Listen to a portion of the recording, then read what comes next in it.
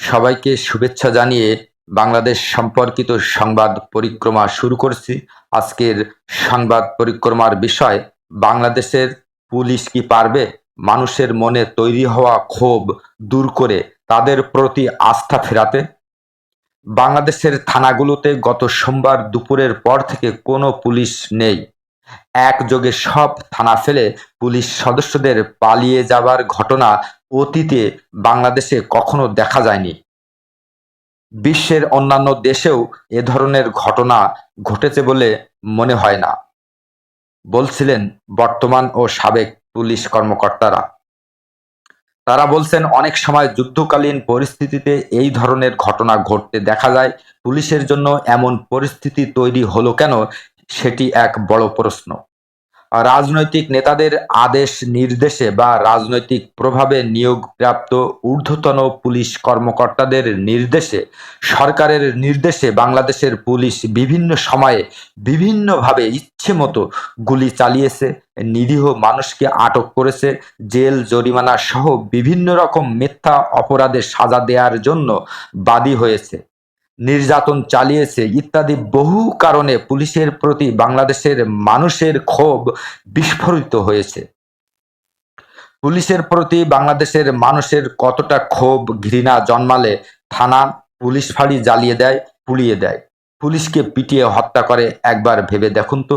আর এর জন্য দায়ী কিন্তু সাধারণ পুলিশ নয়, দায়ী হচ্ছে সেই সব পুলিশ কর্মকর্তারা যারা নির্দেশদাতা, অতি উৎসাহী রাজনৈতিক প্রভাব খাটিয়ে নিয়োগপ্রাপ্ত কর্মকর্তারা।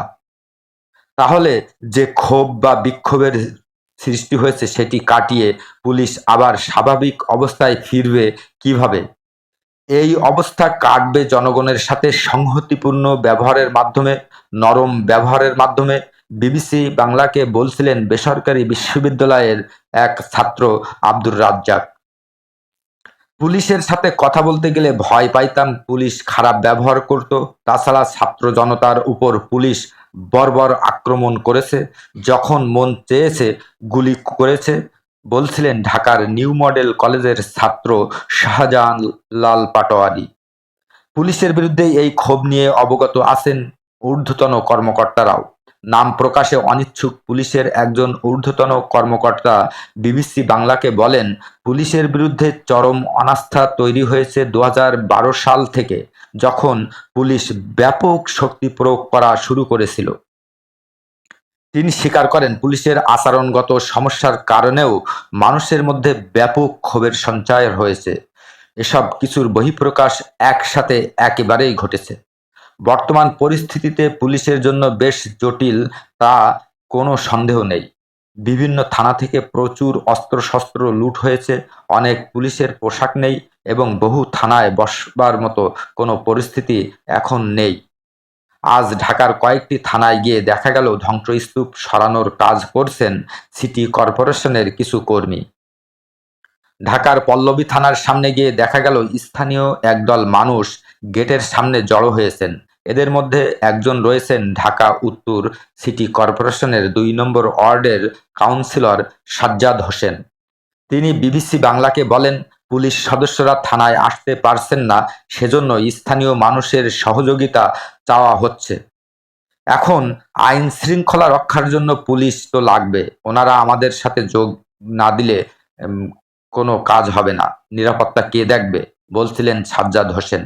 পুলিশ সদস্যরা সাদা পোশাকে গিয়ে বিভিন্ন থানায় ক্ষতি নিরূপণের চেষ্টা করছেন। সেখানে কথা হচ্ছিল সাব ইন্সপেক্টর আব্দুল লতিফের সাথে।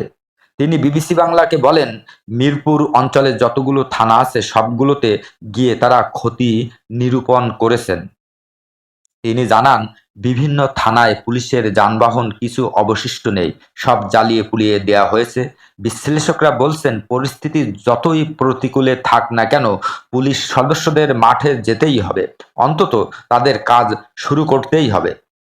সাবেক পুলিশ প্রধান নুরুল হুদা বিবিসি বাংলাকে বলছিলেন, পুলিশের উপস্থিতি দৃশ্যমান করতে হবে, তারা বিভিন্ন স্থাপনায় গিয়ে সেগুলোর নিরাপত্তা বিধান করতে পারে। তাছাড়া আইন শৃঙ্খলা পরিস্থিতি উন্নয়নে ভূমিকা রাখতে হবে, তাহলে পুলিশের অবস্থা বা পুলিশের উপর আস্থা রাখবে সাধারণ মানুষ।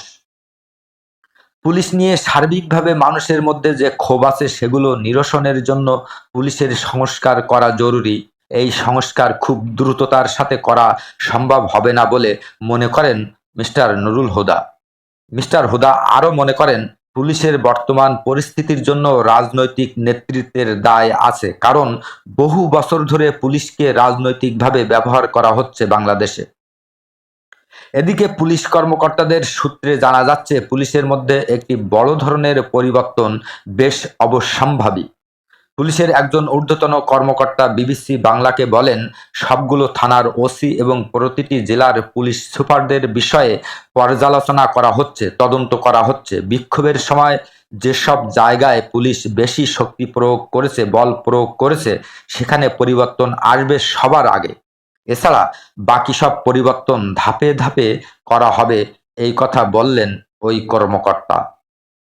তিনি মনে করেন, যেসব পুলিশ কর্মকর্তা পুলিশকে অতিরিক্ত শক্তি প্রয়োগের জন্য নির্দেশ দিয়েছেন এবং অতীতে গুরুতর মানবাধিকার লঙ্ঘনের সাথে জড়িত, তাদের শাস্তি না দিলে পুলিশের উপর সাধারণ মানুষের আস্থা ফেরানো খুব কঠিন হবে। কিন্তু এসব কাজ একযোগে করা সম্ভব নয় বলে ওই কর্মকর্তা উল্লেখ করেন। দেশের থানার ওসি ও এসআইদের নিয়ে গঠিত পুলিশ অ্যাসোসিয়েশন বলছে, পুলিশের উপর মানুষের আস্থা ফেরাতে কিছু কাজ অবশ্যই করতে হবে। বুধবার ঢাকায় তাদের এক সভায় কিছু দাবিও তুলে ধরা হয়। ওই সভায় পুলিশের একজন সাব ইন্সপেক্টর মোহাম্মদ জাহিদুল ইসলাম বলেছিলেন, পুলিশকে রাজনৈতিকভাবে ব্যবহার এবং ঊর্ধ্বতন কর্মকর্তাদের খেয়াল খুশি মতো নির্দেশ দানের কারণেই পুলিশের আজ এই দশা হয়েছে। আমরা এমন নেতৃত্ব চাই যে নেতৃত্ব জনগণের কথা ভেবে আমাদের কমান্ড করবে, জনগণের মঙ্গলের জন্য আমাদের কাজ করাবে, কোনো রাজনৈতিক দলের দালালি করে জনগণের মুখোমুখি করে দেবে না আমাদের, বলেন জাহিদুল ইসলাম। মিস্টার ইসলাম আরও বলেন, ছাত্র জনতা যে রকম পুলিশ অফিসার চাচ্ছে সেরকম পুলিশ অফিসার আমাদের ডিপার্টমেন্টেই আছে, কিন্তু তারা ফ্রন্টে আসতে পারছে না। তাদেরকে খুঁজে বের করে তাদেরকে দায়িত্ব দিয়ে যাতে বাংলাদেশ পুলিশ পরিচালনা করা যায় সেই পদক্ষেপ নিতে হবে। পুলিশ অ্যাসোসিয়েশনের সবাই যেসব দাবি তুলে ধরা হয় সেগুলো হচ্ছে, পুলিশকে রাজনৈতিক প্রভাব মুক্ত হতে হবে, সকল পুলিশ সদস্য ও তাদের পরিবারের নিরাপত্তা নিশ্চিত করতে হবে, যেসব সিনিয়র অফিসাররা ক্ষমতালোভী ও দালাল পুলিশ অফিসারদের কারণে আমাদের পুলিশ সদস্য ও সাধারণ ছাত্র জনতা মৃত্যুবরণ করেছেন, তাদেরকে গ্রেপ্তার করে অনতিবিলম্বে বাংলাদেশের প্রচলিত আইনে বিচার করতে হবে, বললেন জাহিদুল ইসলাম। তাদের সব অবৈধ সম্পদ বাজেয়াপ্ত করে বাংলাদেশ পুলিশের কল্যাণে ব্যবহার করতে হবে। সহিংসতায় নিহত ও আহত পুলিশ সদস্যদের ক্ষতিপূরণ দিতে হবে। যেসব পুলিশ সদস্য জানমালের নিরাপত্তা বিধানের জন্য আগ্নেয়াস্ত্র ব্যবহার করেছে, তাদের বিরুদ্ধে কোনো বিভাগীয় ব্যবস্থা নেওয়া যাবে না। বাংলাদেশের শ্রম আইন অনুযায়ী পুলিশ সদস্যদের জন্য ৮ ঘন্টা ডিউটির ব্যবস্থা করতে হবে। অতিরিক্ত কর্মঘণ্টার জন্য ওভারটাইম পেমেন্টের ব্যবস্থা করতে হবে। পুলিশের পোশাকের রং পরিবর্তন করে কনস্টেবল থেকে আইজিপি পর্যন্ত একই ড্রেস কোড হতে হবে। মিস্টার জাহিদুল হক যখন এসব দাবি তুলে ধরছিলেন, তখন পুলিশ সদস্যরা হাততালি দিয়ে তাকে সমর্থন জানাচ্ছিলেন। আজকের সংবাদ পরিক্রমা এখানেই শেষ করছি।